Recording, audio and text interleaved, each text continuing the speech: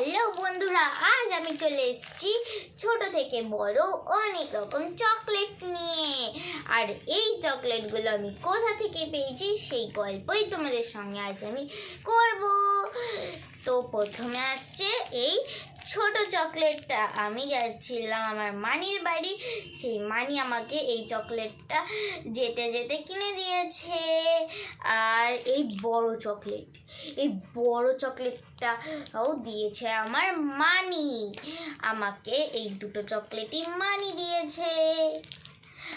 আর এই যে এই চকলেটটা, এবার আসছে সব থেকে বড় চকলেট। এই দুটো তো হলো কিটক্যাট, এই দুটো। তাহলে এইটা এখন আসছে ডেয়ারি মিল্ক। এইটা এস এর সাইন দিয়ে, আর এখানে এই ছোট একটা হার্ট দেখতে পাচ্ছ।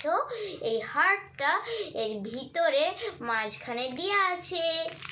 এই যে আমার এইগুলো দুটো আছে, এই দুটো ওখানকারই আমাকে আরও একটা মানি দিয়েছে। এই যে আমার আরও একটা মানি আছে, ওই মানি আমাকে এই দুটো চকলেট দিয়েছে। এই দুটোতেই হার্ট আছে।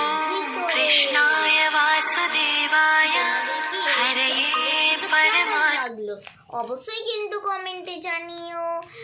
আর এই চকলেটটা মা আমাকে এখন খেতে দেবে না। তো কেন বলো তো? কারণ এই যে আমি কান ফুরিয়েছি, সেই জন্য মা আমাকে এই চকলেটগুলো খেতে দেবে না।